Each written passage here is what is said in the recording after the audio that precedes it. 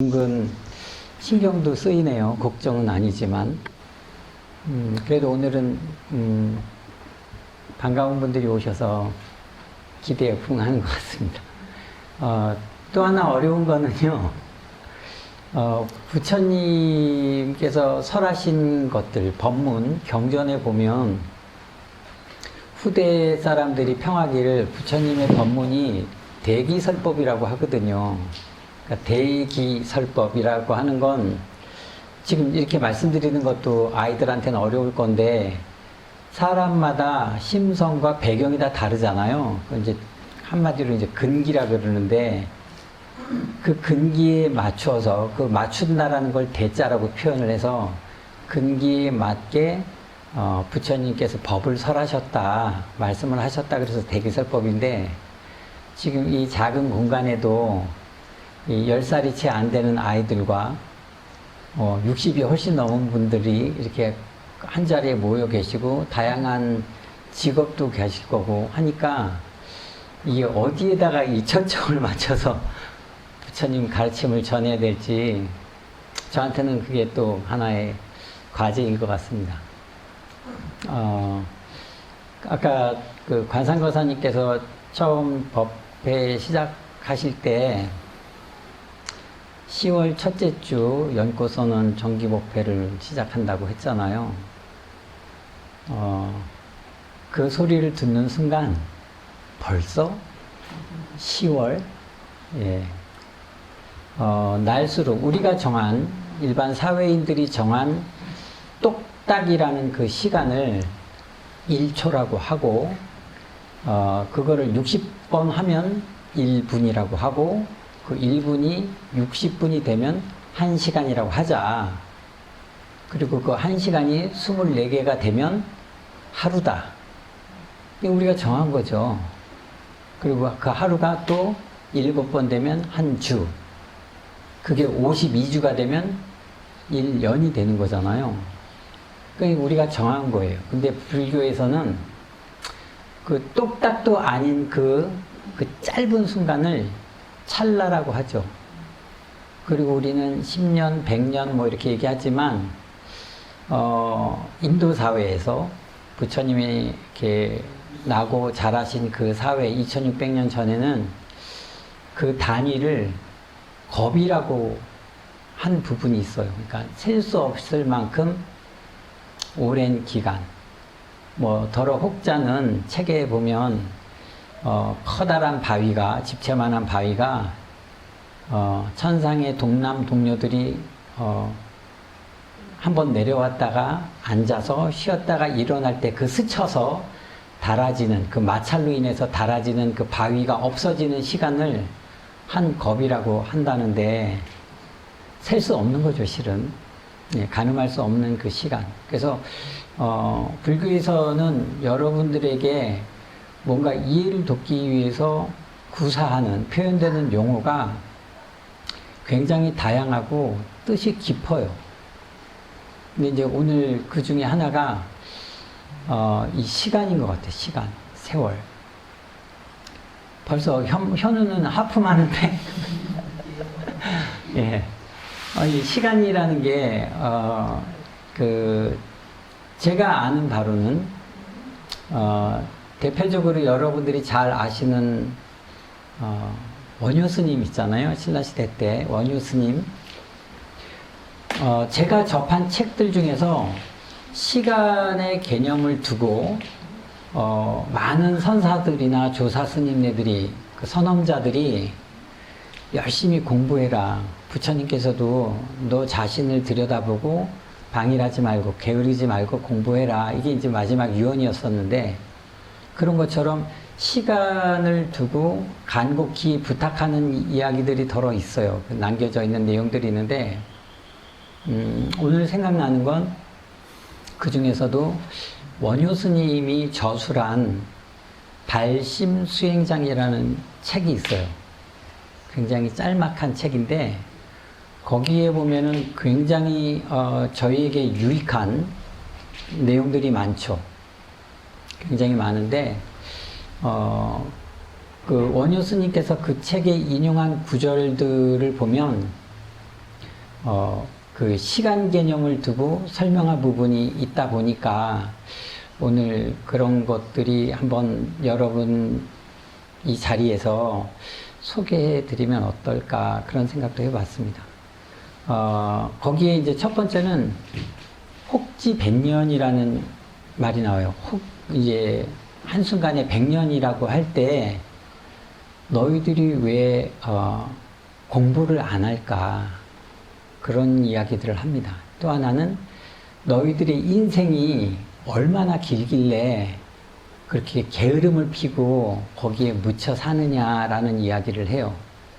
원문으로는 불수방일고 이렇게 되묻는 건데 왜 수행 안 하고 그렇게 게으름을 피느냐 이렇게 저희들한테 되묻는 대목이 있어요. 여러분들이 요즘 의학이 발달되고 의술이라 그러나요? 그런 어떤 기술도 발달되다 보니까 예전보다 오래 살잖아요. 한 100년 사나요? 근데 또 그 원효 스님 말씀은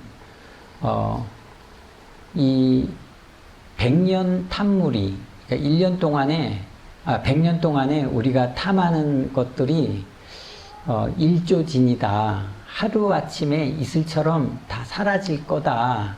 라고 얘기를 하거든요. 그러다 보니까 여러분께 질문을 드리고 싶은 게 있어요. 여러분들이 행복이라고 생각하는 게 지금까지 살아오셨잖아요. 현민이는 행복 알아? 해피니스? 그러면은 아이들이 바라보는 행복과 이제 연륜이 사회적인 경험이나 이제 살아온 연륜이 있으신 60이 넘으신 분들을 보면은 행복이 과연 무엇일까?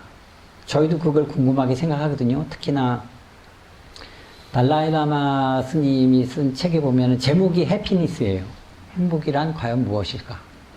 근데 우리가 보통 사람들에게 어떤 살아가는 목적에 대해서 한번 의심을 가지고 물어보면 행복하기 위해서라고 해요. 대표적으로 이제 결혼 뭐 이런 거죠. 아이를 낳고 양육하면서 행복하니? 행복할까? 그런 거를 두고 보고 나이가 이만큼 돼서 뒤돌아봤을 때 내 상황과 처지를 돌아봤을 때 지금이 마땅치 않으면 내가 만족스럽지 않으면 과거를 회상하면서 그때는 행복했었는데 이게 뒤늦게 그런 판단을 하잖아요.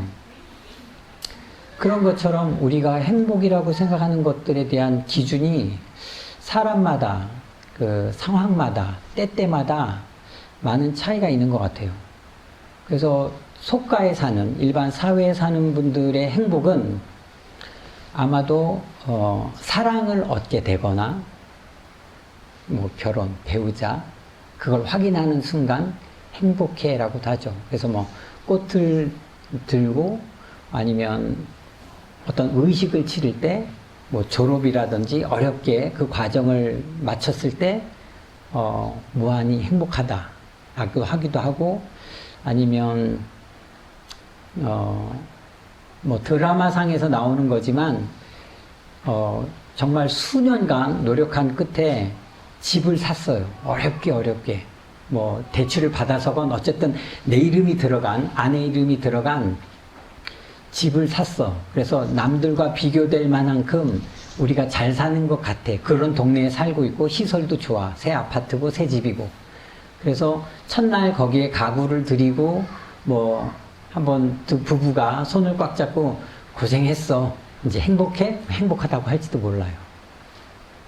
어떤 이들은 수년 동안 자식에 대한 마음이 있었는데 어느 날 아내가 임신을 했거나 아니면 출산을 해서 병원에서 눈물을 흘리면서 정말 기적 같은 그 성스러운 어떤 그런 순간을 맞이할 때 그런 것들을 공감할지도 모르겠어요. 정말 행복하다.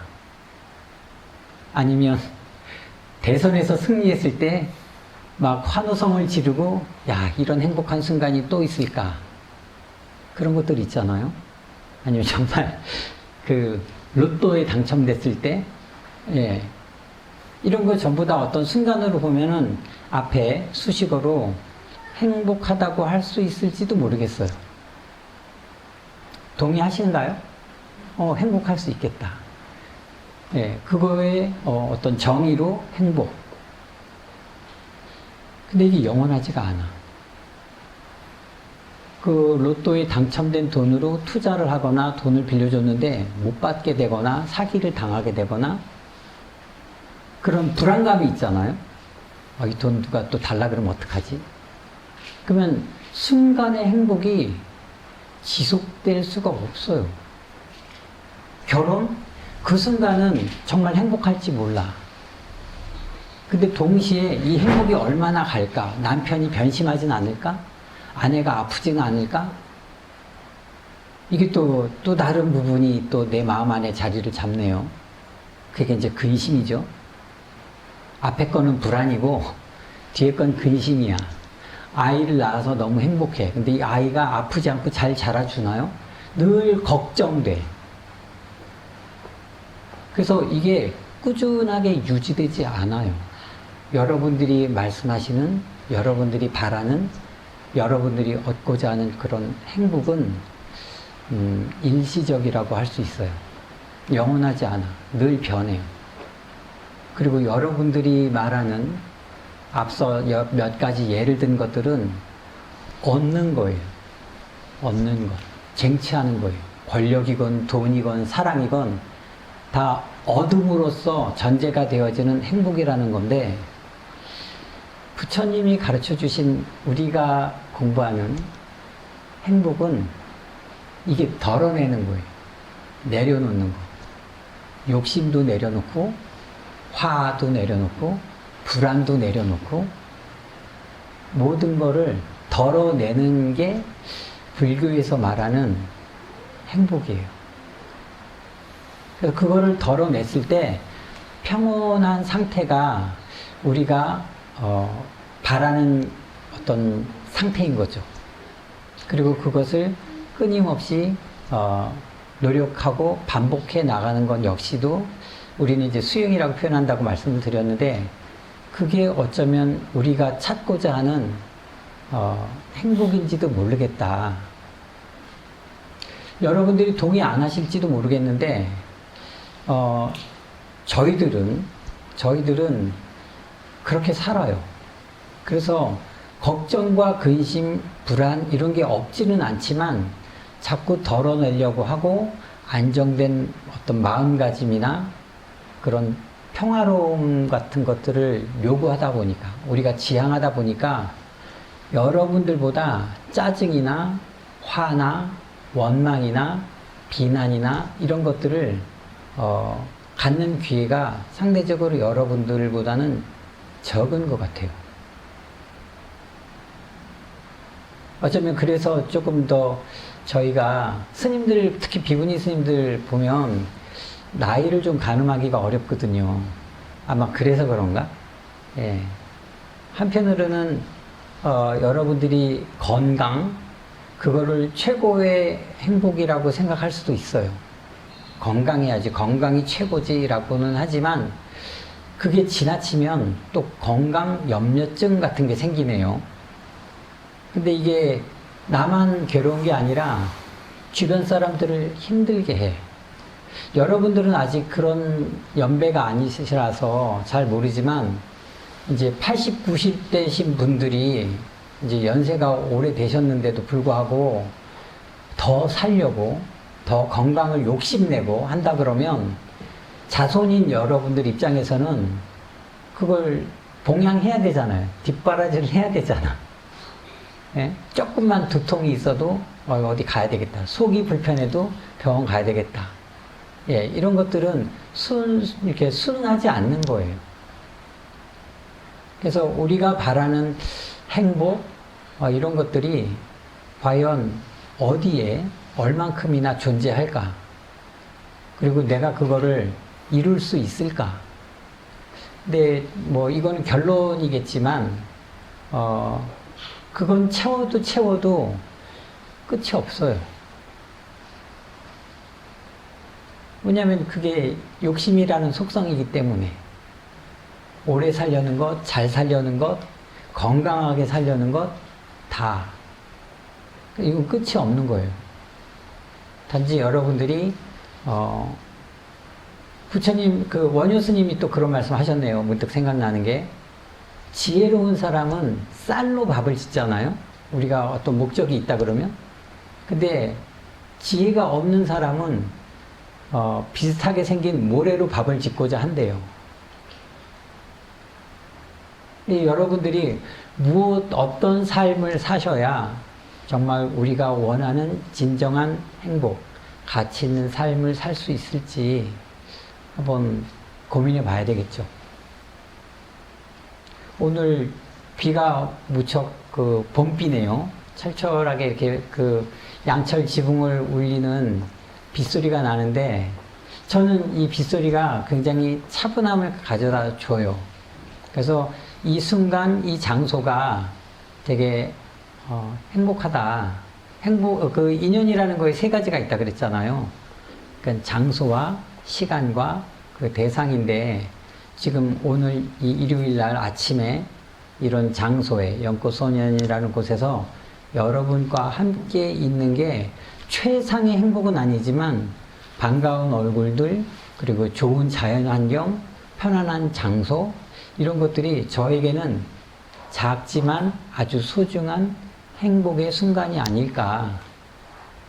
여기 뭐 큰 금전이나 높은 명예나 아니면 권세가 필요한 건 아니잖아요. 그래서 이런 것에서 여러분들이 공감을 하신다 그러면 오늘 하루가 행복한 하루가 되지 않을까 싶습니다. 이것으로 본문을 마치겠습니다.